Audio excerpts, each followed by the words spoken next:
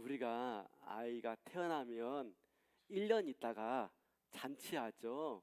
그걸 돌잔치라고 합니다. 그죠? 1년 동안 잘 커서 성장하여서 이렇게 돌을 맞이하게 되었으니까 감사하고 또 축하하고 또 축복한다는 의미에서 돌잔치를 해요. 그런데 이 돌잔치 중에 여러 순서가 있지만 그 중에 클라이막스가 뭐죠? 돌잡이이죠. 돌잡이. 네. 아이 앞에 여러 가지 이렇게 소품들을 놔두고 그 중에 하나를 이렇게 붙잡도록 하는 겁니다. 뭘 붙잡을까 해서 붙잡는 그것이 그 아이의 운명을 결정하고 미래를 결정짓는 것이냐, 이렇게 그런 즐겁게 하는 그런 시간들을 갖습니다. 그런데 대충 이런 돌잡이의 소품들로 등장하는 것들이 있어요. 그렇죠? 돌잡이 소품들로 뭐가 등장하죠? 예? 실, 명주실, 그죠? 오래오래 살라고 그거 붙잡으면 오래오래 산대요. 그죠? 또 뭐 있죠? 마이크 잡으면 연예인이 될 거라고. 또 판사봉 있죠? 이 판사봉 잡으면은 판사가 되고 법관이 되어준다고. 또 돈, 그렇죠? 돈을 붙잡으면 부자가 될 거라고 여기면서 그렇게 놓고 또 있어요. 청진기, 그렇죠? 청진기 갖다 놓으면 의사가 된다고. 그래서 그 잡는 것마다 그것이 그 아이의 미래와 운명을 결정짓는 것이냐 그렇게 좋아하고 또 축하합니다. 요즘에도 그렇게 하는지는 모르겠지만 제가 예전에 몇 번 돌 예배를 인도할 때 그렇게 하는 모습을 봤는데요. 돌 예배를 드리고 2부 순서로 그런 돌잡이 행사를 가질 때 그 옆에서 가만히 앉아 있다 보면 좀 민망스러웠어요. 예배를 인도하는 자로서 좀 민망스러웠어요. 왜냐하면 예배 드리면서 하나님이 이 아이의 미래를 축복해 주시길 바라면서 가장 큰 축복은 하나님의 사랑받는 것이며 그것은 믿음으로 나아갈 때 그런 하나님의 축복과 사랑 가운데 미래가 밝을 것이다 라는 말씀을 전했는데 딱 끝나자마자 그것과는 별개로, 그죠? 돌잡이 행사를 할 때 내가 여기 있는 게 맞나 하면서 상당히 좀 곤혹스러웠던 그런 기억들이 있습니다. 물론 이게 실제는 아니고 재미삼아 하는 것이지만 말입니다. 네. 근데 요즘에는 어떻습니까? 요즘에는 그렇게 돌예배도 잘 없는 것 같고 또 돌잔치도 잘 안 하는 것 같고 가족끼리 하는 것 같은데 여튼 그런 때가 있었습니다. 제가 그런데 그런 돌예배를 보면서 돌잔치를 보면서 한 가지 드는 생각이 있었습니다. 그건 뭐냐면 이 돌잡이가 바로 우리의 인생의 한 단면을 적나라하게 보여주는 것 같다라는 생각이 들게 된 겁니다. 뭐죠? 아이들이 철 들기 전에 사리 분별하기 전에 부모들이 먼저 이 아이에게 무엇인가를 잡으라고 가르치는 것 같다라는 생각이 든 겁니다. 그죠? 이거 잡으라 하고 아무것도 안 잡고 있으면요 부모가 민망해가지고 야, 이거 잡어 갖다 줘요. 아이가 잡는 게 아니라 부모가 원하는 거 갖다 줘요. 또 어떤 아이는 어떻습니까? 어떤 아이는 하나만 잡는 게 아니라 막 이것저것 막 다 잡아요. 그죠? 그 부모들이 좀 이렇게 웃고 하는 그런 시간들이 있는데 우리 어른들은요 우리 아이가 철 들기 전부터 자꾸 뭔가 잡아야 돼, 뭔가 잡아야 돼 라고 하는 것을 가르쳐주고 있는 모습은 아닐까. 그죠? 그래서 그런지 우리들은 살아가면서 뭔가 내 손에 뭔가 비어있으면 안 되는 것이냐, 자꾸 뭔가 움켜 잡아야 되고 자꾸 뭔가 잡아야만이 그게 올바른 삶이고 그게 바람직한 삶인 것이냐, 또 뭔가 내 손에 쥔 게 없으면 불안해하고 안달하고 염려하는 그런 모습으로 우리가 살고 있지 않은가 하는 것입니다. 그렇죠? 어떻습니까? 이게 우리 인생의 모습은 아닙니까? 한번 생각해 보세요. 그런데 우리가 태어날 때부터 뭘 쥐고 태어났습니까? 그죠? 태어날 때 모든 사람 다 빈손으로 태어났습니다. 아무것도 가진 거 없이 다 빈손으로 태어났고요. 마지막 갈 때에도 어떻습니까? 다 빈손으로 가요. 빈손으로. 우리 인생인데 말입니다. 근데 오늘 본문의 주인공 보면 바로 이런 차원에서 계속해서 무언가를 주려고 하는, 뭔가 움켜잡으려고 하는, 뭔가 손에 쥐지 않으면 안 되는 것인 양, 그렇게 살아갔던 한 인물을 우리가 오늘 보게 되어져요. 그게 누구죠? 바로 야곱입니다. 야곱. 야곱은요, 태어날 때부터 좀 독특했어요. 그가 어머니 뱃속에서 태어날 때 어떡합니까? 빈손으로 태어나지 않았어요. 뭘 잡고 태어났죠? 형 에서의 발꿈치를 잡고 태어났어요. 그죠? 그뿐 아닙니다. 그는 계속해서 뭔가를 잡지 않으면 안 되는 그런 사람인 양 자꾸 뭔가 잡기 위해서 인생을 살아가요. 처음에는 형 에서의 발꿈치를 잡고 태어났지만 그 결과 형과 좋은 관계를 누리지 못했어요. 늘 서로 경쟁하면서, 늘 서로 미워하며 살았어요. 마침내 야곱이 형을 속이고 아버지를 속이고 장자의 축복을 가로챕니다. 그걸로 자기 인생이 복될 줄 알았지만 형 에서의 분노에 필해서 도망가는 신세가 되고 말았어요. 움켜잡았지만 그 결과가 좋지 않아요. 또 삼촌 나반의 집에 가서 피신해 살죠. 그런 가운데 삼촌의 두 딸 중에 막내딸인 라헬이 눈에 들어왔어요. 한눈에 반했어요. 그래서 그 라헬을 얻기 위해서 어떡합니까? 네, 얻기 위해서 무진애를 씁니다. 그래서 마침내 아내를 라헬을 얻었지만 그러나 그 대가가 컸어요. 왜요? 그의 언니 레아까지 아내로 맞아 살아야 했기 때문에.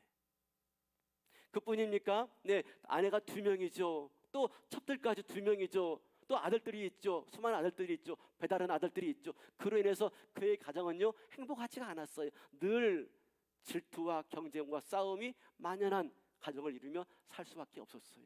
움켜잡았지만, 아내를 삼았지만 그 결과는 행복하지 않았어요.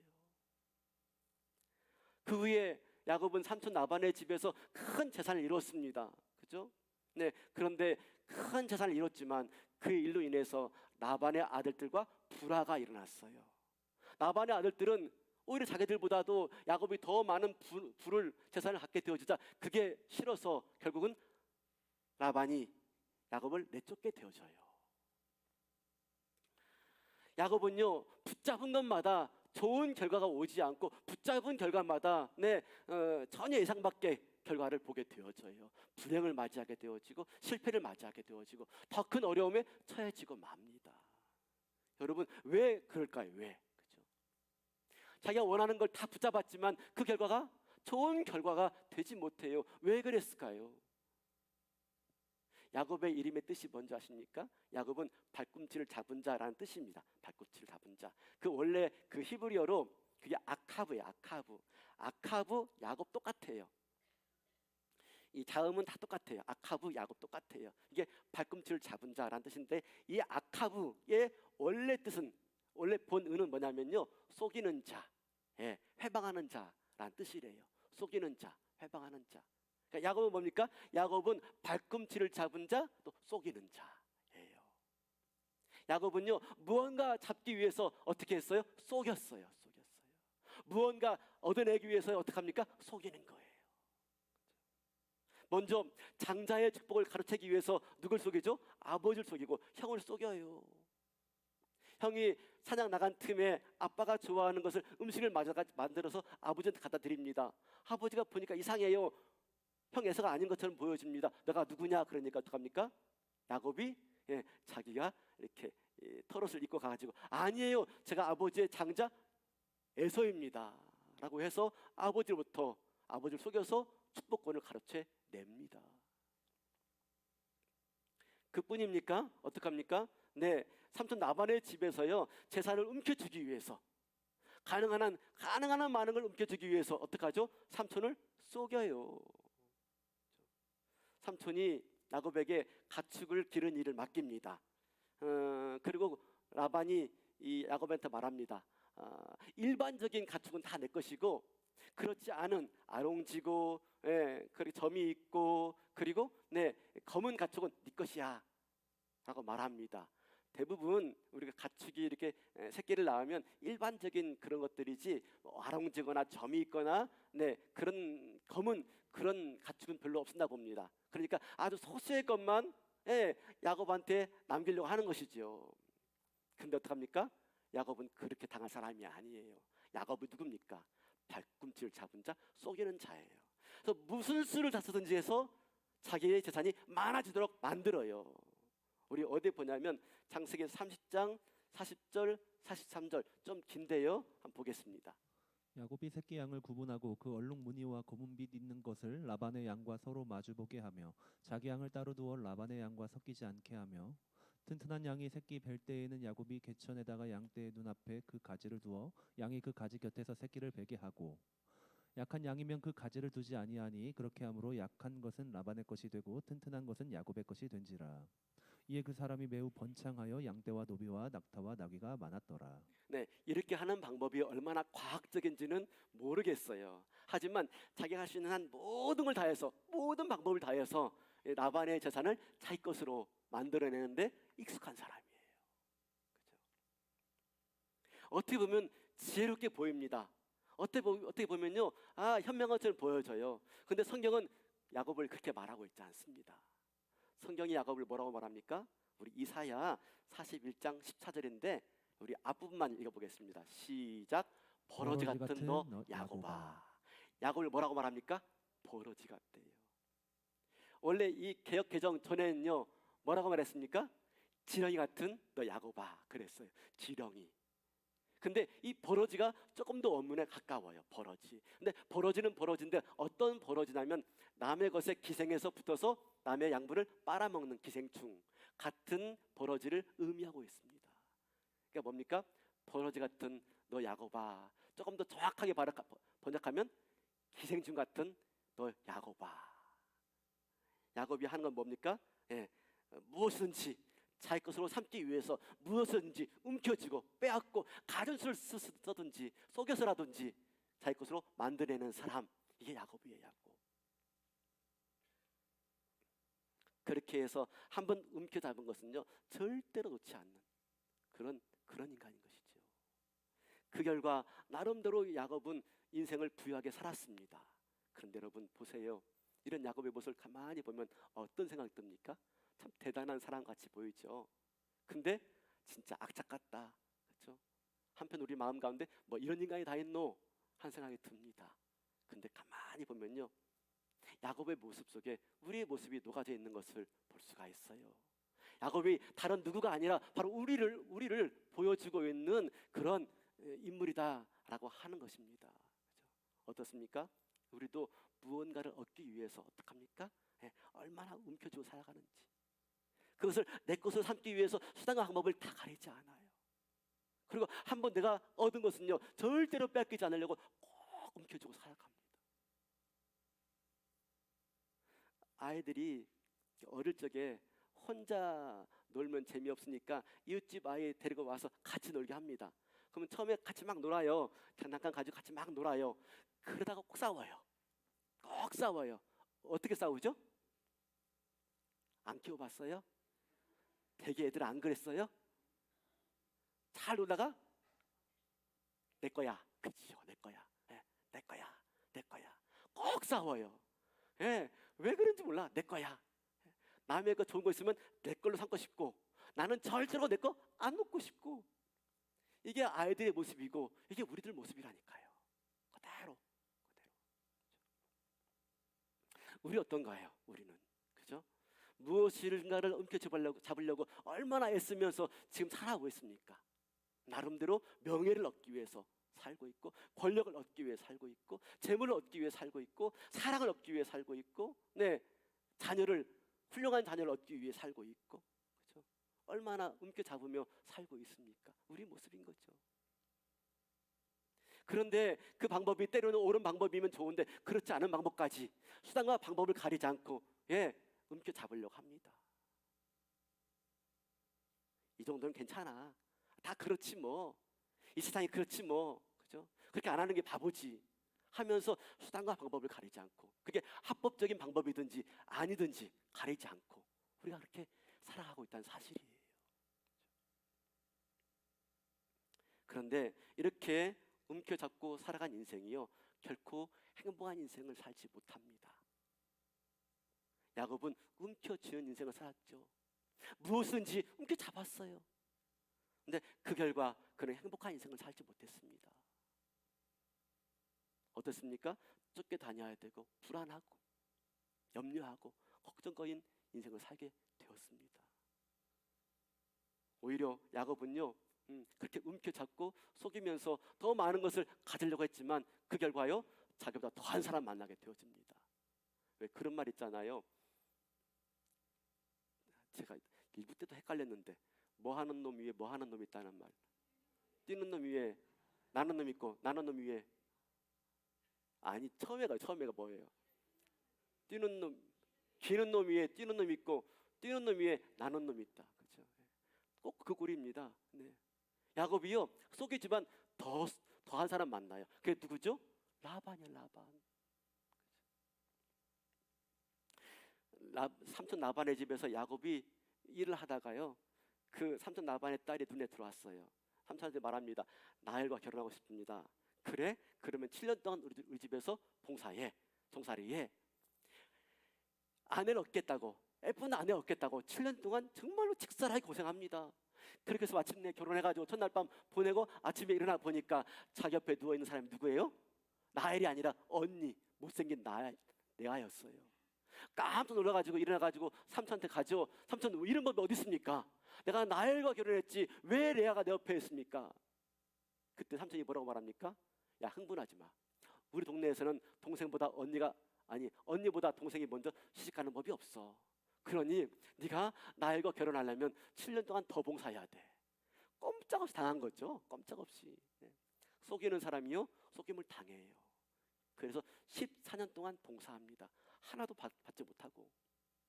그렇게 해서 봉사하다 보니까요, 어느덧 식구가 많아졌어요. 아내도 2명, 종들도 2명, 자녀들도 2배 많아졌어요. 이 많은 아이들을 먹이고 살려니까 너무 힘들었어요. 그러기 위해서 재산이 필요하니까 뭐라고 말합니까? 삼촌이요, 네가 우리 집에서 6년 동안 더 봉사하면 그 대가를 줄게. 도합 몇 년 동안? 20년 동안 봉사를 하게 되어져요. 그죠? 우리 어디 보냐면 창세기 31장 41절 42절.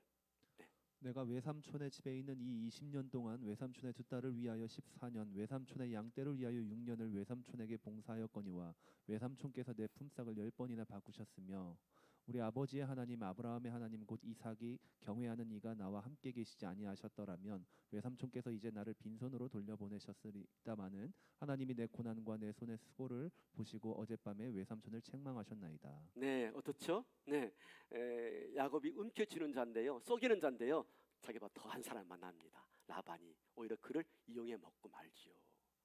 어떻습니까? 뭔가를 붙잡은 것 같지만 붙잡은 게 아니에요. 언제나 그는 불안해야 되고 또 이용당하는 가운데 억울해야 되는 그런 인생을 살았던 것입니다. 사랑하는 성도 여러분, 지금 나는 내 손에 뭘 쥐고 있습니까? 뭘 붙잡으려고 애쓰고 있습니까? 그게 무엇입니까? 사랑입니까? 명예입니까? 권력입니까? 자녀가 잘 되는 것입니까? 무엇입니까? 그죠? 근데 그걸 움켜쥐기 위해서, 그걸 손에 넣기 위해서 얼마나 많은 대가를 치러야 했는지요. 그리고 더 중요한 것은 무엇이냐면, 내가 그것을 잡았다 싶은데 실제로는 내가 그걸 잡은 게 아니라 오히려 그것이 나를 잡은 꼴이 될 때가 많아요. 우리가 권력을 잡았다, 권력이 좋은 거라서 권력을 잡았다 싶은데요, 권력을 잡은 게 아니라니까요. 권력이 오히려 나를 붙잡는 경우가 허다하다니까요. 왜? 내가 권력을 놓지 못한다면, 권력이 나를 사로잡은 거예요. 똑같아요. 재물 마찬가지입니다. 재물도요, 내가 수단과 방법을 가리지 않고 움켜쥐죠. 그래서 어느 순간 내가 재물을 가졌다 싶은데 내가 재물을 가진 게 아니라니까요. 재물이 나를 소유한 것이죠. 내가 재물의 노예가 되어 있는 것입니다. 재물을 내려놓지 못한다면 내가 재물의 소유가 된 것이고 내가 재물의 노예가 된 거예요. 왜 주일날 예배 드리면서 헌금 드린 줄 아십니까? 물론 교회를 운영하려면 헌금 필요해요. 그죠? 또 선교지회 교회 짓기 위해서 헌금 필요합니다. 그런데 그보다 더 중요한 의미가 있어요. 헌금은요, 은혜의 수단이고 은혜의 방편입니다. 뭘 말하고 있습니까? 헌금은 우리가 재물의 노예가 되지 않도록, 그죠? 오히려 재물을 관리하는 청지가 되도록 하는 삶이 헌금이에요. 그러지 않고 돈이 너무 중요해서 돈을 전전긍긍한다면 돈이 우리를 사로잡고 우리가 돈의 재물이 된다니까요. 근데 하나님께서는요, 우리가 재물의 노예가 되지 않고 재물을 관리하는 청지기의 삶을 살기를 바라시는 것입니다. 그래서 헌금하라라고 하고 있는 것이지요. 그러지 않고 내가 재물에 전전긍긍한다면 나는 재물의 노예가 될 수밖에 없는 것입니다. 헌금은 뭐냐면요, 헌금은 저항이에요. 저항. 무슨 말입니까? 네, 재물이 우리를 노예 삼으려고 하는 그런 모든 몸부림에서 우리가 저항하는 것, 그게 헌금이에요. 헌금. 사랑하는 성도 여러분, 내가 어떤 것을 잡았다, 내가 어떤 것을 움켜잡았다 생각하지만 그러나 달리 생각하면 그게 우리를 움켜잡은 것이 될 수가 있습니다. 내가 그것에 노예가 될 수가 있다니까요. 야곱의 인생이 그걸 보여주고 있습니다. 야곱이 그렇게 잡으려고 했지만 오히려 야곱은 그거에 노예가 되고 말아요. 조종당하고 맙니다. 이용당하고 맙니다. 그렇게 살아가던 야곱에게 위기의 순간 찾아옵니다. 어떻게 해요? 네, 더 이상 삼촌 라반의 집에 살 수가 없어요. 삼촌 라반의 형제들이 불화가 있어가지고 도저히 살 수가 없어요. 그래서 고향으로 가야 되는데 고향으로 돌아가는 길도 만만치가 않습니다. 왜냐하면 자기한테 사기치고 떠나간 이 야곱을 잡아 죽이려고 하는 형 에사가 눈에 불을 켜고 기다리고 있기 때문에. 그런데 어쩔 수 없이 라반의 집에 떠나서 고향으로 돌아가게 되었습니다. 먼저 척후병을 보냈는데 고향에서 돌아온 이 질꾼들이 놀라운 이야기를 전해줍니다. 당신의 형 에서가 당신을 잡으려고 군사 100명을 가지고 지금 마주 나오고 있습니다. 아니 400명을 데리고 당신을 마주 나오고 있습니다. 깜짝 놀란 모습이죠. 이제 형의 손에 죽을 수밖에 없는 상황입니다. 아무리 많은 걸 가지고 있으면 무슨 성이 있습니까? 그게 자기를 보호해주지 못합니다. 아무리 많은 재물, 아무리 많은 가축, 아무리 많은 식구가 있다 할지라도요, 그게 자기를 보호해주지 못하는 거예요. 그제야 비로소 야곱이 하나님께 엎드립니다. 하나님께 간구하기 시작해요. 창세기 32장 10절 11절. 우리 졸리니까 다 같이 한번 읽어보겠습니다. 시작. 나는 주께서 주의 종에게 베푸신 모든 은총과 모든 진실하심을 조금도 감당할 수 없사오나 내가 내 지팡이만 가지고 이 요단을 건넜더니 지금은 두 때나 이루었나이다. 내가 주께 간구하오니 내 형의 손에서 에서의 손에서 나를 건져내시옵소서. 내가 그를 두려워함은 그가 와서 나와 내 처자들을 칠까 겁이 나기 때문이니이다. 네, 형 에서가 자기를 칠까 두려워하고 있어요. 많은 걸 이렇게 잡았지만, 많은 게 있지만 아무 소용이 없어요. 그 순간 난생 처음 야곱이 하는 행동이 있어요. 그는 지금까지 움켜쥐는 사람이었어요. 잡을 수 있는 거는 다 잡았어요. 기회가 있으면 다 움켜잡았어요. 이제 야곱이 어떡합니까? 자기 것들 내려놓습니다. 움켜쥔 것을 내려놓기 시작해요. 하나 둘씩 내려놔요. 처음엔요, 자기 가축들을 다 내려놓습니다. 어떡합니까? 형 에서에게 애물로 보내요. 애물로요. 야곱이 이 재물을, 이 가축을 얻기 위해서 얼마나 애썼습니까? 20년 동안 피땀 흘리고 수고했습니다. 그걸 움켜잡기 위해서 얼마나 노력했습니까? 근데요, 형 에서의 분을 풀기 위해서 그걸 내려놓아요. 우리 20절 32장 20절만 읽어볼까요? 20절. 또 너희는 말하기를 주의 종 야곱이 우리 뒤에 있다 하라 하니 이는 야곱이 말하기를 내가 내 앞에 보내는 예물로 형의 감정을 푼 후에 대면하면 형이 혹시 나를 받아주리라 함이었더라. 자기의 재물과 가축을 먼저 다 보냅니다. 그걸 통해서 형 에서의 마음을 풀게 만들어요. 그뿐입니까? 아닙니다. 이제는요, 자기의 아내들과 종들까지, 그리고 아들까지 먼저 보냅니다. 그리고 자기의 모든 소유를 다 보내요. 이제 어떻습니까? 야곱은 아무것도 없어요. 다 내려놓습니다. 그에서는 아무것도 없어요. 그동안 늘 무언가를 쥐고 살았지만 지금 야곱은요, 빈손이에요. 빈손. 아무것도 없어요. 그는 태어나면서부터 한 번도 손에 뭔가를 놓치지 않았던 사람입니다. 근데 지금은요, 다 내려놓고 있어요. 아무것도 없어요. 그제서야 비로소 그 손에 아무것도 없을 때, 빈손이 되었을 때, 그제서야 비로소 그가 야복강에서 한 사람을 만나요. 그는 애사로운 사람이 아니었어요. 특별한 존재였어요. 그래서 있는 힘을 다해서 그 사람을 붙잡아요. 우리 24절, 26절 다시 볼까요? 24절, 26절. 야곱은 홀로 남았더니 어떤 사람이 날이 새도록 야곱과 씨름하다가 자기가 야곱을 이기지 못함을 보고 그가 야곱의 허벅지 관절을 치매 야곱의 허벅지 관절이 그 사람과 씨름할 때에 어긋났더라.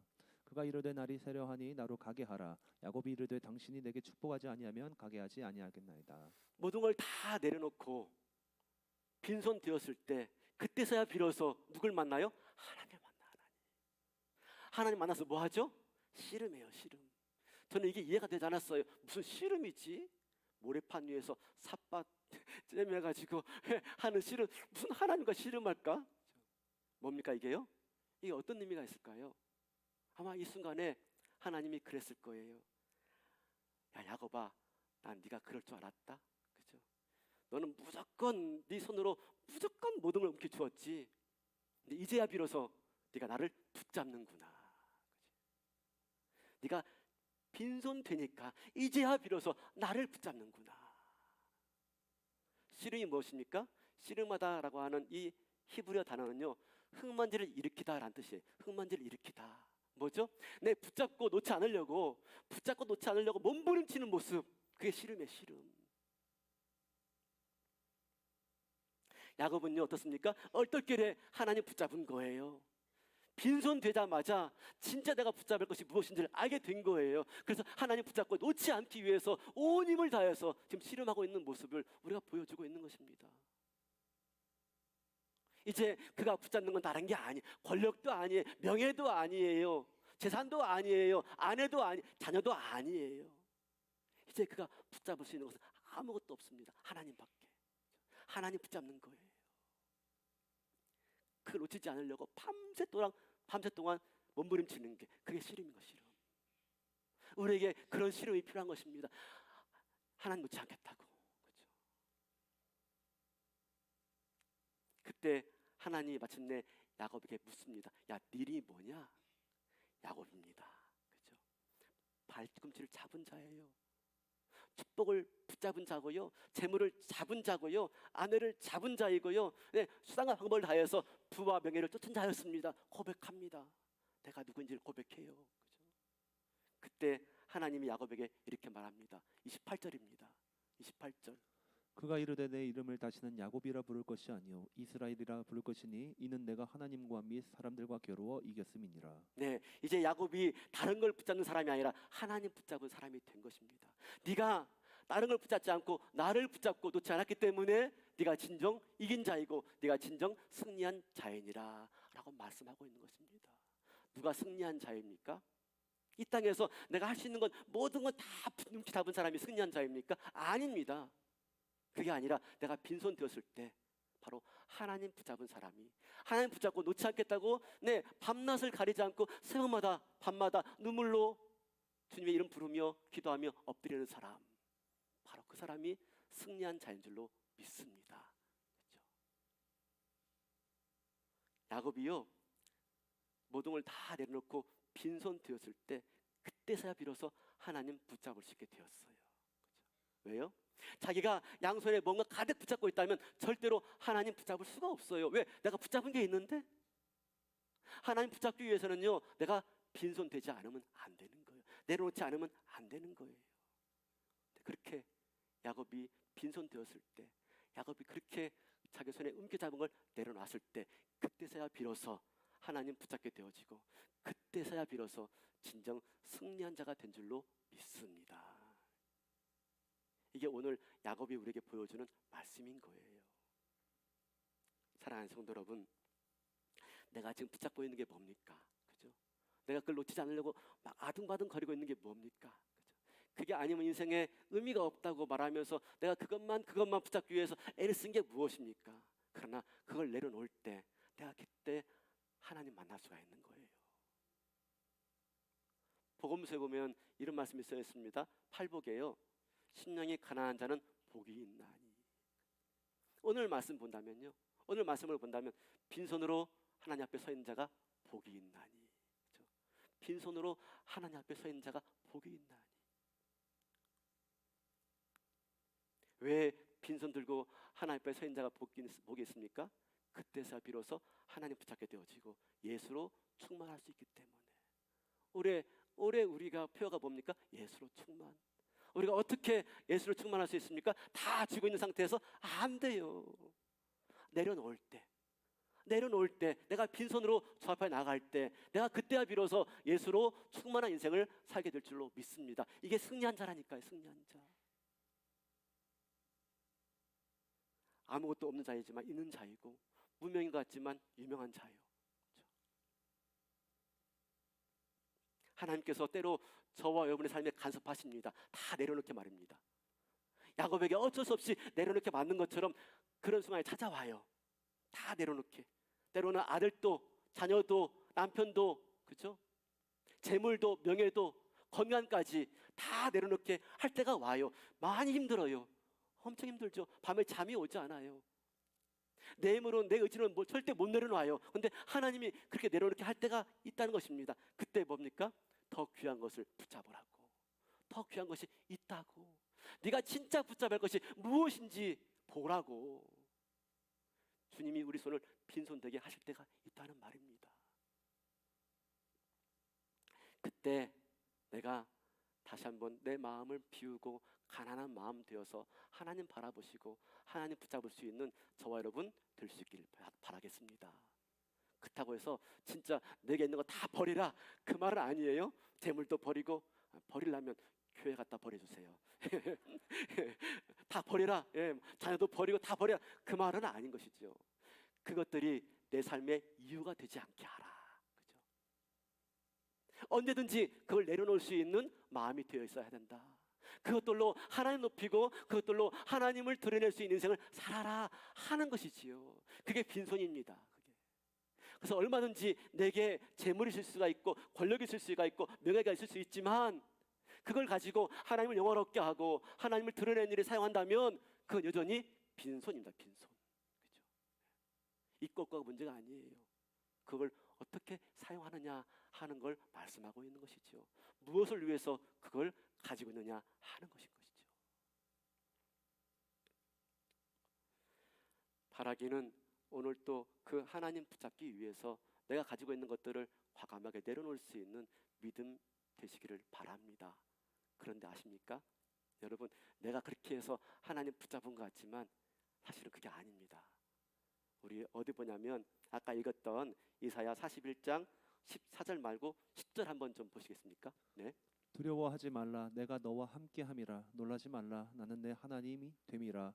내가 너를 굳세게 하리라. 참으로 너를 도와주리라. 참으로 나의 의로운 오른손으로 너를 붙들리라. 우리가 하나님 붙잡은 것 같지만 사실은 하나님이 우리를 붙잡으시는 거예요.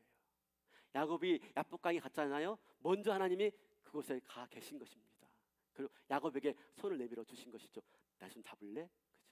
그죠? 그가 빈손일 때 그 손을 볼 수 있었고 그 손을 잡을 수가 있었던 것입니다. 바라기는 우리 험한 인생, 그렇죠? 참 하루하루가 너무나 힘들고 어려운 인생입니다. 이 험한 인생을 내 손에 붙잡은 걸로 살아갈 수는 없습니다. 바라기는 하나님께서 이런저런 일들로 인해서 나를 빈손되게 할 때 나에게 손 내밀어 다가오시는 주님의 손을 붙잡으시고 그 손 붙잡고 남은 인생 주님과 함께 승리하시는 참된 주의 백성들 이스라엘 되시기를 주님의 이름으로 축원합니다.